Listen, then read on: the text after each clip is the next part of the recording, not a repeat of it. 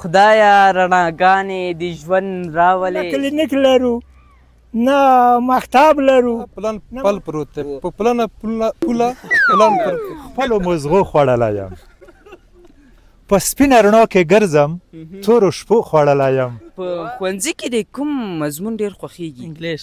انګلیسي. واو انګلیسي دې زده ده؟ ښه ته لږ انګلیسي ووایه. In the name of Allah, who is the most merciful, the most compassionate, today's Friday, I am very happy because بالا چې دې خوښېږي خوراک یې بیا وکړئ او د دې چکر تر پایه راسره واوسئ.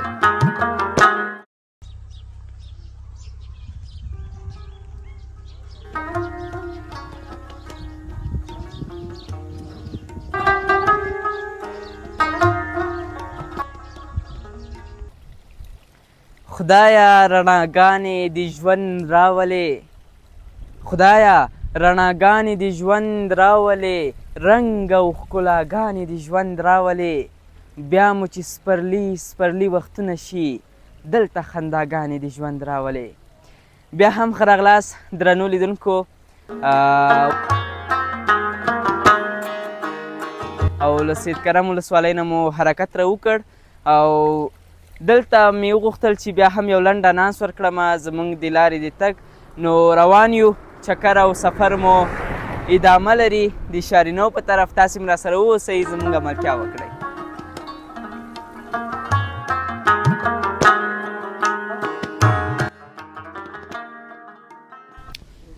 درنو لیدونکو د سفر په ادامه کې یو او دلته راسره ترڅنګ حاجي صاحب ولاړ دی. ومې غوښتل چې یو څو لنډې خبرې ورسره ولرم. نور ځوانان هم ولاړ دي د دوی سره به هم خبرې اترې کوو. تاسې راسره واوسئ. حاجي صاحب د هر څه نه مخکې خو تاسو ته ښه راغلاست وایم. ستړي مه شئ که لیدونکو سره روغبړ کوئ ځان معرفي کوئ لیدونکو سره که روغبړ کوئ. ماسخیل ولسوالۍ یو او ماسخیل یو. ښه ستاسو نوم څه دی؟ ما نوم زیارت ګل. ښه ډېر ښه. حاجي صاحب دا کلی په کوم نوم یادېږي دا ځای؟ دا مخای کلی. مخای کلی؟ دا نوم له کومه ځایه راغی؟ چا په کېښوده؟ دا ډېر پخوانی نوم ده. چا په کېښوده؟ وخت موږ نکو جدو خبره ده دا اوس خبره نه ده. ډېر کلونه ووته ډېر وخت ووتو. پېړۍ درې څلور پېړۍ تېره شوې پوه شوې. دا خو اوس نه ده خو ډېر وخت ووتو.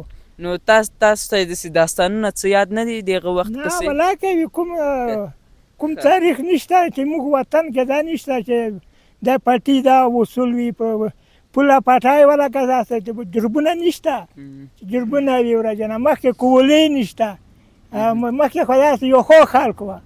اوس خو هغه وخت نه ده. اوس خو خلک ډېر پوه دي وړه وړکي ډېر پوه دي. اوس موږ غریبان چېرته داسې پوهېږو داسې کېدونکي ولا کوو. ښه حاجي صاحب په دې کلي کې دا خلک په څه مصروفه دي؟ په کرنه باندې په مالداري باندې؟ خلک خو هغه نه لري پټای نه لري ورځنه. دا غره نه استفا کو بل دي تاسو خوري تاسو مزدوري اوسئ. هېڅ شی نه لرو موږ خلکو. مزدوري کومه ده؟ کاروبار څه نشته. دا یو پټای نه لرو. سم امکانات برابر نه دي ورته؟ نه نشته. ګریبان هسې پراته دي په وچه لالمه. ښه دلته چې کلینیک او ښوونځی دا هم امکانات نه کلینیک لرو نه مکتب لرو نه منظور شوی ده. شوات ته منظور ده موږ ته نشته. کلینیک هلته موږ ته نشته. ور شوات خولې ته منډې وایو منګالو ته منډې وایو. دا څلور کلي یو موږ هلته. د څلورو کلیو کې موږ ته نه مکتب شته داسې رسمي نه مدرسه داسې رسمي شته نه اگر ته منظور ده کلینیک هېڅ شی نشته. هسې پراته یو څلور کلي یو موږ. څه غوښتنه لري؟ باید مکتب جوړ شي کلینیک ورته جوړ شي مدرسه ورته جوړه شي ورځنه. موږ خو هېڅوک امر نه کوي. نور خلک مشران لري کار په مکسي وره. موږ خو هېڅ شی نه لرو. موږ خو اصل کډا کې چوړوي. خیر حاجي صاحب خدای مهربانه دی. دا ټول مشکلات به یو نه یو ورځ حل کېږي. حاجي صاحب کور دې ودان چې دومره راسره وغږېدلې. اوس به راشم یو ځوان تر څنګ. نوم یې زرخان دی ولسوالي احمد خیل اوسېدونکی یم. کلی مخای کلی. ښه ډېر ښه. په څه مصروفه یې ورور ته اوس وختونو کې؟ خپله خو دکان مصروفیت لرم. دکان مې دلته د مسافرو دپاره بس یو دکان مو جوړ کړی د هغې مصروفیت لرم.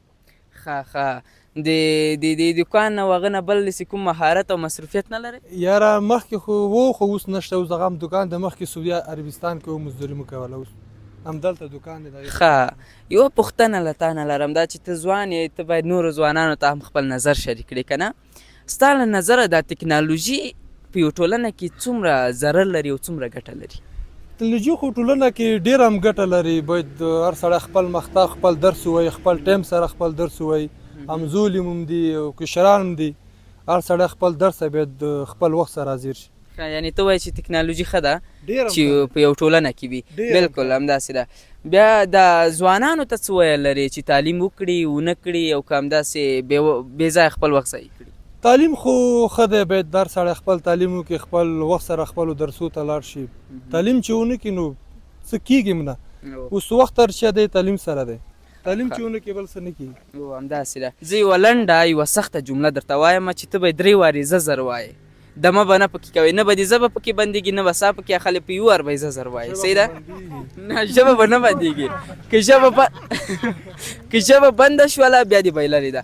بیا چې دې وبایلله یا به شعر وایې یا به ټوکه وایې یا به خپل د ژوند یو خاطره را سره شریکې. صحیح ده؟ بس جمله دا ده ځان به آماده کې 3 وارې به یې زه زر وایې. په پلنه پوله پلن پل پروت دی. په پلنه پوله پلن پل پروت دی. په پلنه پوله پلن پل بېرته له سره ځه 1 2 3 ته بیا وایه. صحیح ده صحیح ده صحیح ده. په پلنه پوله پلن پل پروت دی. په پلنه پوله پلن پل پروت دی. په پلنه پوله پلن پل پروت دی. په پلنه پوله پلن پل پروت دی. نه ډېر په دمه دمه دي نه او دغه نه ډېر صحیح شو. تاسې لومړی ځان معرفي کړئ. ځای مخه کلی مدخیله ولسوالۍ د څه کلیوال چې راغلي دي دا دلته یو ننګاښی ده د ګت خوړ راغلی و د پټي وړي وو په دا وخت و که نه دغسې ته مو راغونډ کړه. تاسې خو ما ته ډېر ټوکي ښکارئ خبرونه معلوم دي. اوس کار نه دغسې ته راغونډ کړه که نه.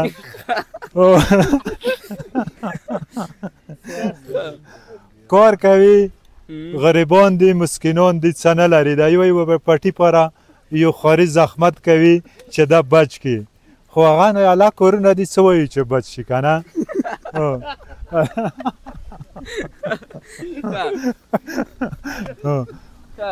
لومړی خو دا راته ووایي چې تاسې څه مصروفیت لرئ؟ موږ دا مصروفیت لرو چې زه خپله زه احمد ګل